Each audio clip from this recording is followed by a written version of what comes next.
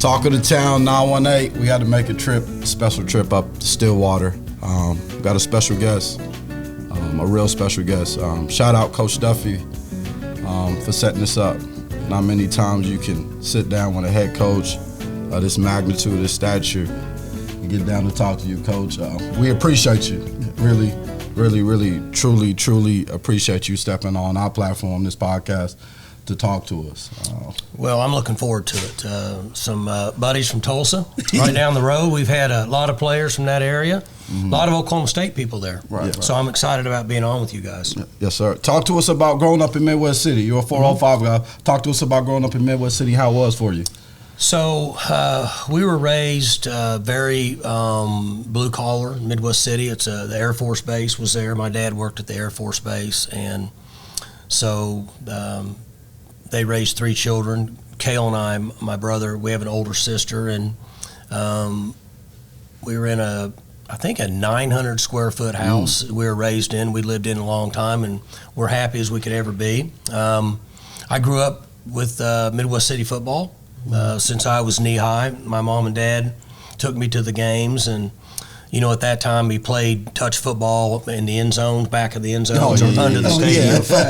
We really weren't watching the game, but I knew I was there. And as I got older, I started to watch it a little bit, and I was very fortunate that Midwest City has historically been very successful. You know, back then it was them and Booker T all the time going at it. Very storied in history programs. And then when I got older and was raised there and got to be a part of it in football and baseball, it was like a dream for me. That was larger than life for me at that time. Growing up was to be a Bomber, to put on the black and gold, was larger than life. And so I had a great upbringing. Old school, we worked hard, but I look back on it and played a big role in where I've been able to get to today. Yes, sir. Yes, sir. What does the state of Oklahoma mean to Coach Gundy? Well, it's everything, and you guys know I've had a lot of opportunities to go other places. For sure. That's and you know, in life we look at other things. We think it's always greener somewhere else, but the Oklahoma State people and the state of Oklahoma always brought me back. In that now this is who I am. My roots are here. Family's here. The ties I have in all the different areas of the state, you know, the Tulsa area, Oklahoma City, all the coaches across the state and the people. It's been fantastic for our family, and the opportunities that it's provided for us have been unbelievable. Yeah, okay. When did you realize that Mike, and also your brother, when did y'all realize that you was gonna get into coaching? Like, when did you, like, at what age? Did you always have that thought, like, I want to work with young? Is there a reason why? Did you have a coach, a mentor that coached you the right way? So I've been fortunate to have a lot of coaches. So ever since the Little League up through high school. Coach Evans, my football coach, we just lost him a couple weeks ago. Coach Long, my baseball coach, those guys did a great job of instilling things in us that helped me in coaching. I didn't know it at that time, but I was learning it.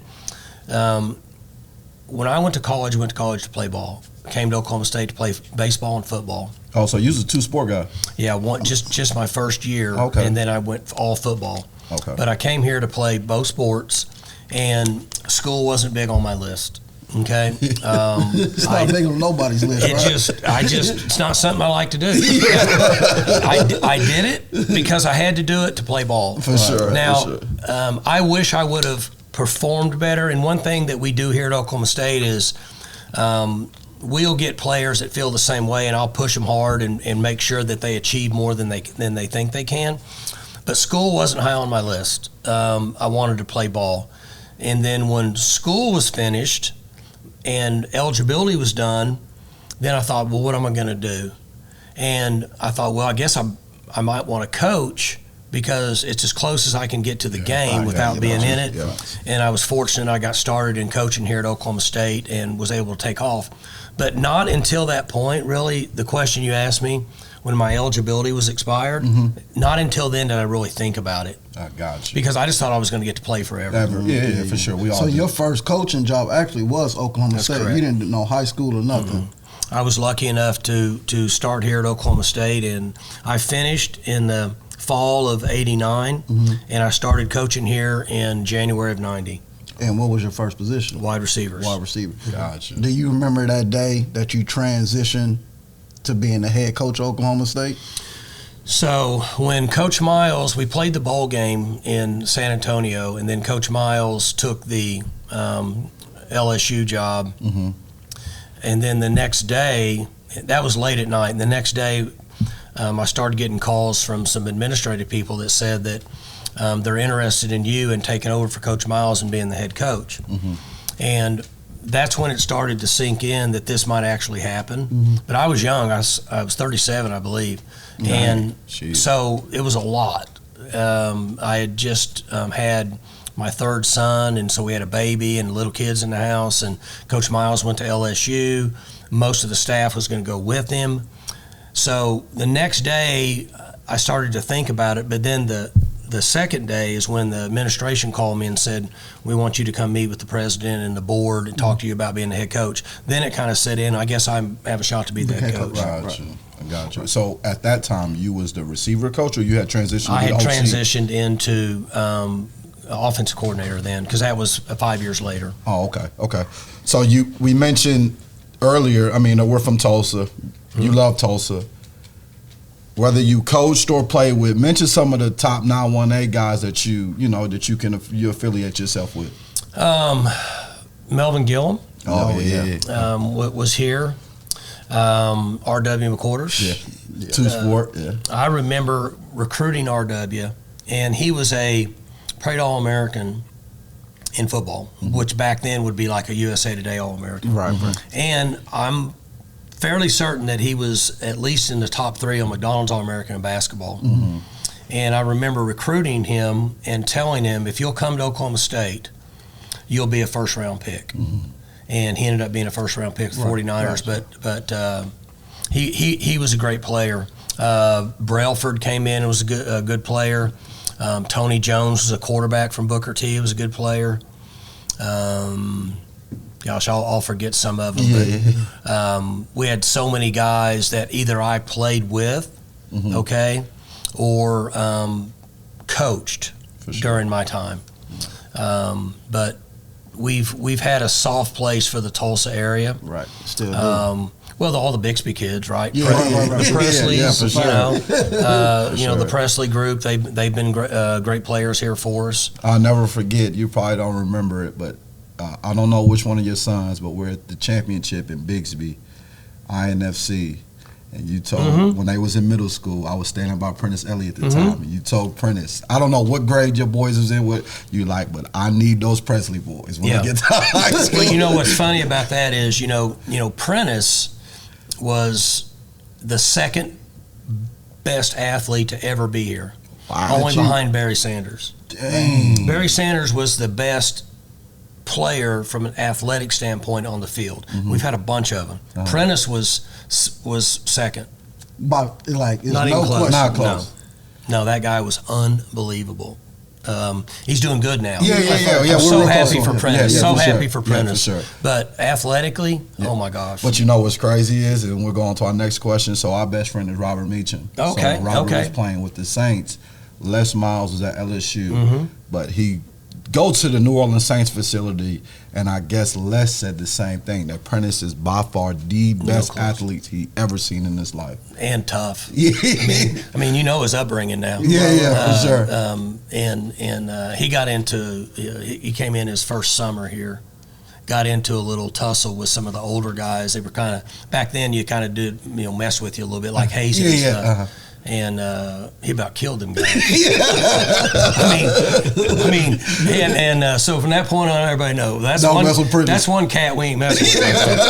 And I remember when I talked to him then, that's been 2002 or something. Mm-hmm. And I said, guys, you don't know this man's history? Yeah. I said, I'd mess with the next guy. I'd leave this guy home. But Prentice is a great person. Amen. He got a huge heart. Amen. And I only give it to Barry Sanders because he did it for 4 years and won, or 3 years, and won the Heisman. But Prentice was right Prentice behind. had 4 years, it'd probably be Oh my gosh, right behind him. Yeah. But that day we were over there, that was Gage, my youngest son. I think he was about 8 or 9. Mm-hmm. They were playing over there, and Prentice was around there coaching, and I was so happy that he was doing good, and I'm very proud of him. He came to practice last year a time or two and watched, and I was hugging him and very appreciative of where he's at now.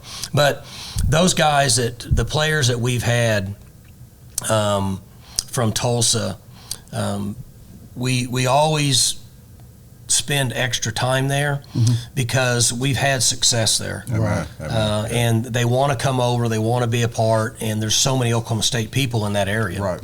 Okay.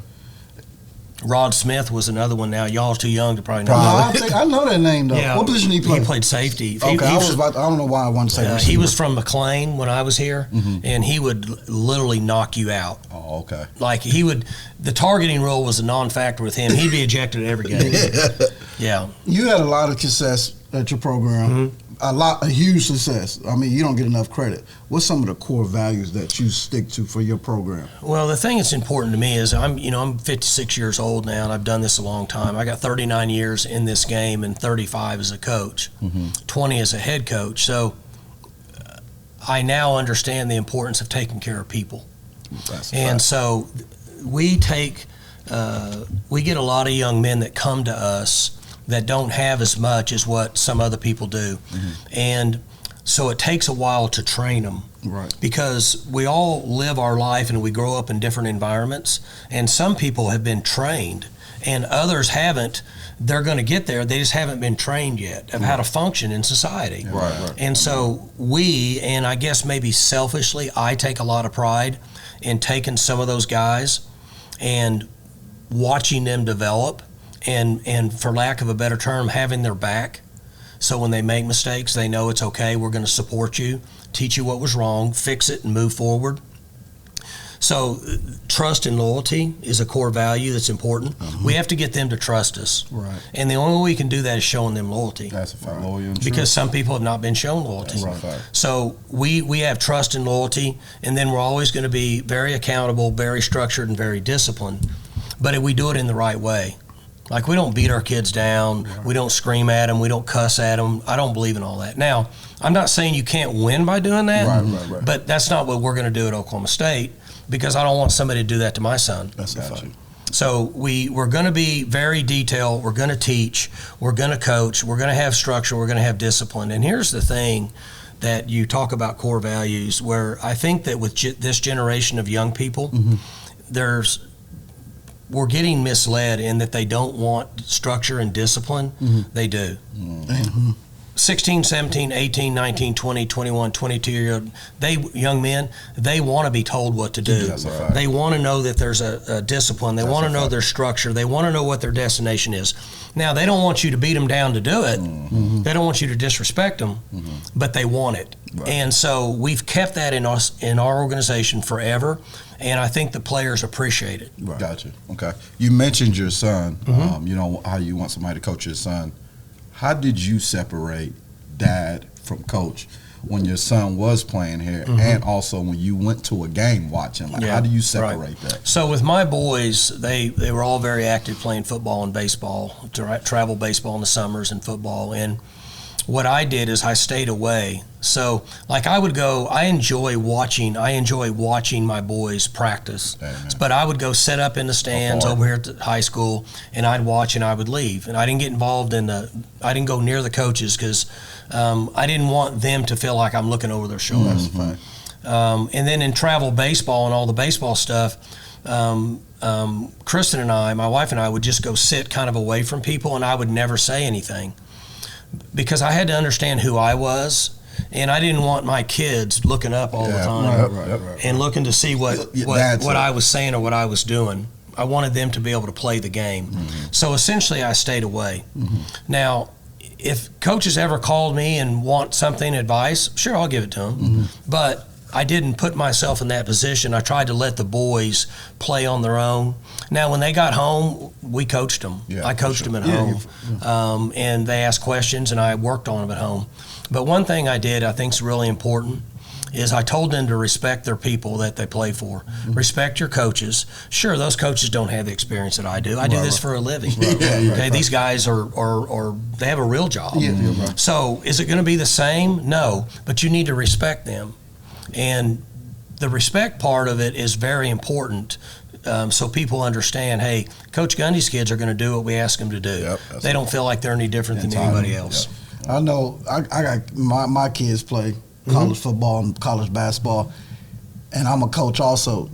Did you get more nervous watching your kids play or coaching a game? Watching the kids play. Because you can't control it. And I'm so nervous for them. And I don't think they understand how nervous we get as parents. I mean, when I'm coaching games and playing in games, I feel responsible for preparation to get to Saturday, 7 days.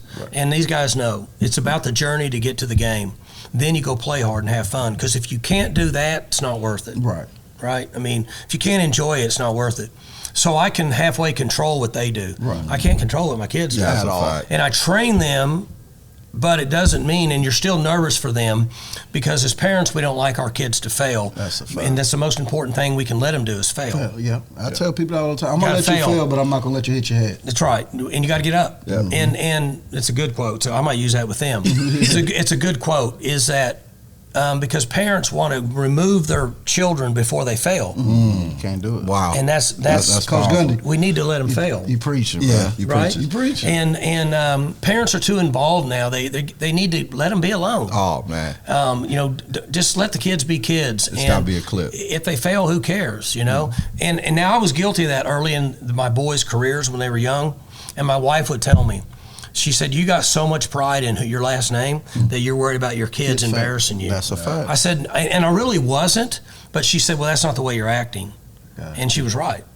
So I had to really even get further back and just let them fail, and then let them get back up. It'll be all right. It'll be fine. So you was preaching a little bit, Coach. What do you think about the NIL now? Do you think so? The NIL, the availability, revenue sharing, NIL, whatever direction you want to go, with the ability to help the players financially is the greatest thing ever. Okay, but in the long run, there needs to be some sort of a cap and a limit on it, because young people don't need hundreds of thousands of dollars unless they have real good guidance. Now, if they have representatives, if they have the right people that can help them with that money and then give them an allowance, in my opinion, that's the best way to move forward.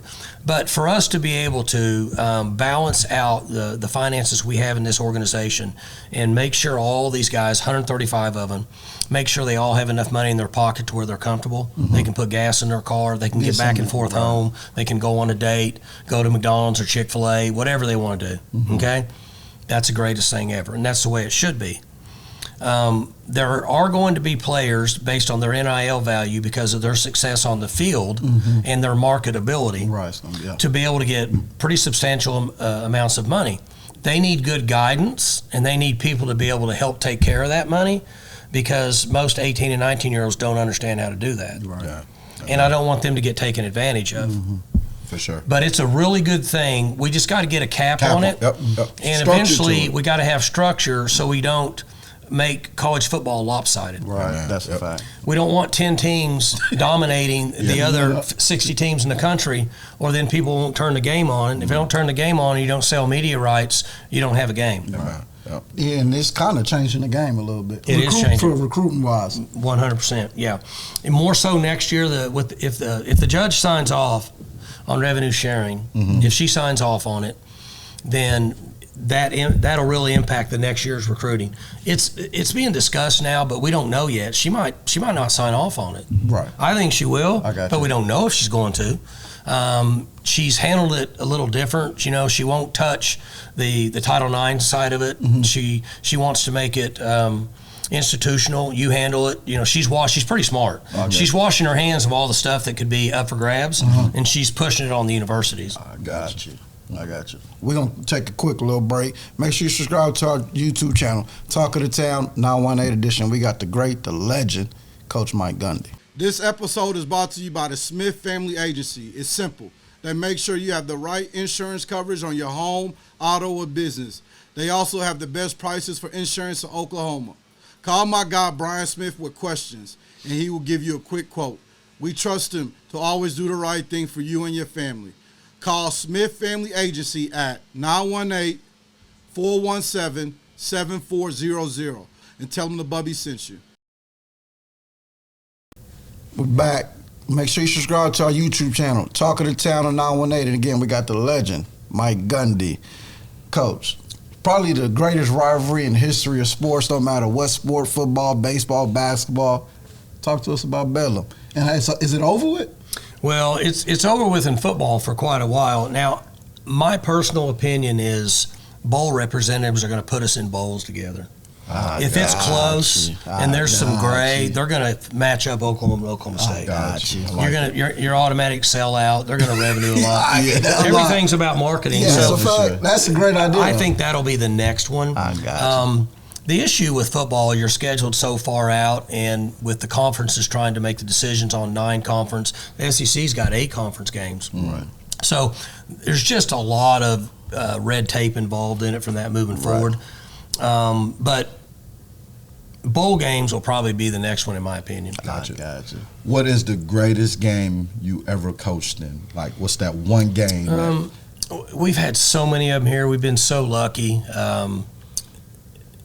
The one that's made the hugest impact was when we won. We beat Stanford in the Fiesta Bowl. Mm-hmm. That's the year that we should have played for the national championship. They put Alabama in and ahead of us and played LSU. We had the best team in the country. We would have won the national championship that year. They sent us to play Stanford in the Fiesta Bowl. We beat them. We ended up 3rd in the country. That really established us from coast to coast, because at that point in my career, our career, we were far enough along that there was good media coverage, so people really saw us from coast to coast win and end up 3rd in the country, and that took this program to a different level. Gotcha. When you're recruiting a kid, and I know you're not a big social media guy, and that kid is sitting in front of you and you're about to offer him a scholarship, like, what do you look for in a kid and a family to be a part of the Oklahoma State program? So when we go in on home visits, which is not as much as it used to be, used to be 100%. Now, during this time of year, most of the recruiting's taking place here at the facility because they're coming to see us at an earlier age. Right. But whether it's here or in the home, the thing that I look for is how that young man treats his mom. It's a fact. And if he's respectful to her, and if he's using the correct terms with her, yes ma'am, and thing. Sometimes I see the young men that will cut their mom off or be a little bit disrespectful with her because of certain reasons, and I'm just going to be honest with you, it really bothers me. Me too. Gotcha. Me too. I was raised in a way that, I was told since I was a little kid, you get one mama, and she'll be the only friend you ever have that'll never turn her back on you. Ever in life. Like my old man that raised me is still alive today. He's 85 years old and very healthy and functional. He'll still put his foot in his ass, in my ass right now at 85. Yeah. Mom would never do that. You know what I'm saying? So you get one mom, and you're never be able to replace her, and she'll always be your best friend. And so I really watch to see how they handle their moms. And then secondly, one thing we do in recruiting now, I know you guys have a really great relationship with Duffy, and he's probably been on and can tell you this. I've been lucky enough to do this a long time, and going in my 20th year as a head coach. So really, we're up front in recruiting with the players, and here's what we are, here's what we expect from you, and here's what we'll do for you. And if y'all don't see it that way, then you probably shouldn't come to school here. So we tell them, look, you're going to get coached here. We're going to watch every step, every eye placement, every hand placement, every drill, everything you do. If you don't want that, you shouldn't come here. And you go somewhere else. we're going to be on you and try to get you to perform better academically than you think you can. Right. We're going to try to help you do things that'll benefit you socially, so when you're done playing and you leave here, that you can do the right things to function in society. But more importantly, that we want you to understand we're going to coach you every day, every step of the way. If that's not what you want, if you just want somebody to tell you how good you're doing all the time, you shouldn't come to school here. Gotcha. Right. I'm going to mention a name to you, and I want you to tell me what he means to you and what he means to this program. Rob Glass. Rob is special at what he does. When I was fortunate enough to get the job, I knew Rob was out there. He was currently the head strength coach at Florida, and he was working for Spurrier back then, been there a long time. But he and his wife were both Oklahoma State grads. Mm-hmm. So I knew I might have a chance to get him back here because both of their families were in the Tulsa area. Mm-hmm. Okay?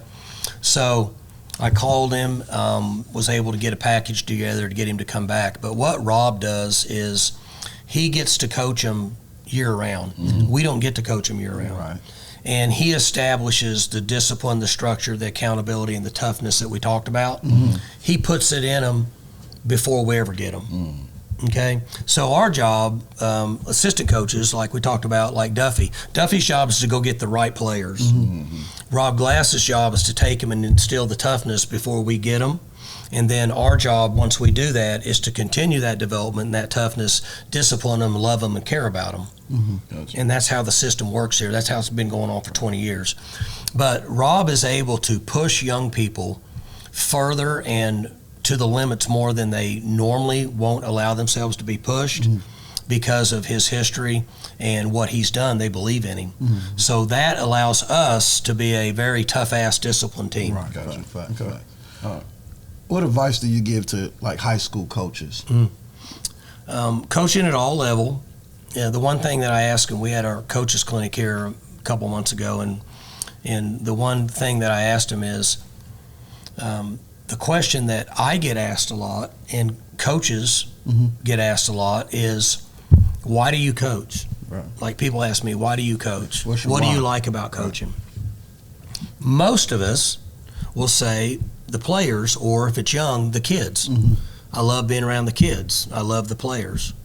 So if that's true, my advice to them is this: are you really coaching that way every day, or are you coaching selfishly? Mm-hmm.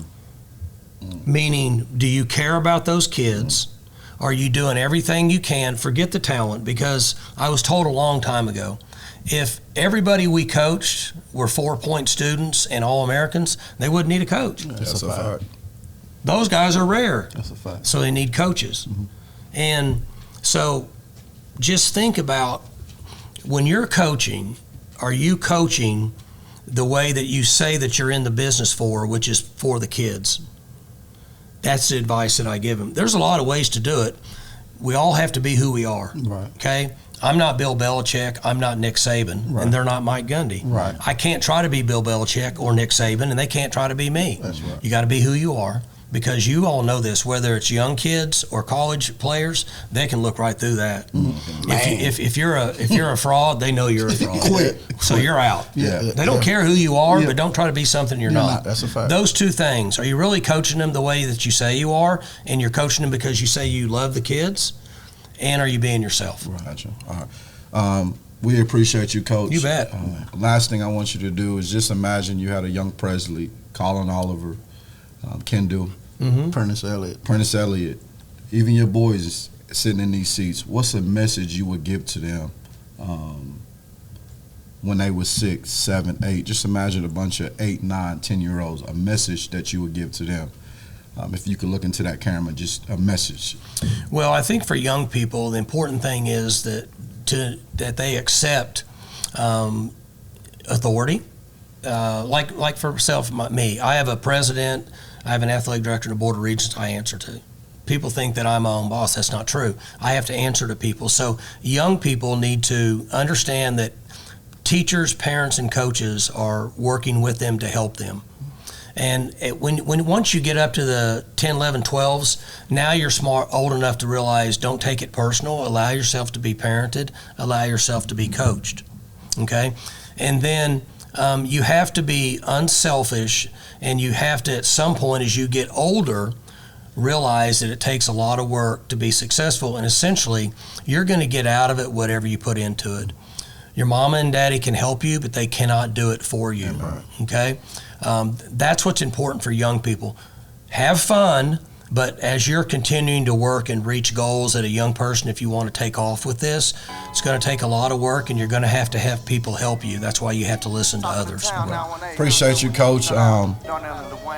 Very, very special opportunity we had speaking with Coach Gundy. Make sure y'all subscribe to our YouTube channel, Talk of the Town 918. Go Pokes.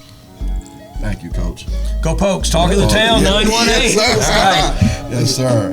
Another year is coming round. Working hard and putting it down. The twins is looking for the talk of the town. Bryce Thompson is the talk of the town. Yeah. And you know how this game goes. Good grace, keep your game cold. That's gonna get your pockets swole. The twins is looking for the talk of the town. Minutes like Prentice, hand me the ball, I handle business. I'm smooth like Wayman, who put that work in without playing. I shook him like Jacob. Don't need the mask, keep the makeup. A big shot like Bowie. Things can get real entrepreneur-y. I'm epic like Everett. McLean fame, I'm straight selling. Guess it's a V thing. I'm out the mud, I swerve the D-train. Haters can't stand it. Like Calvin George, left-handed bandit. The key on the camera. Keep flying high, it ain't no landing. Another year is coming round. Working hard and putting it down. The twins is looking for the talk of the town. Bryce Thompson is the talk of the town.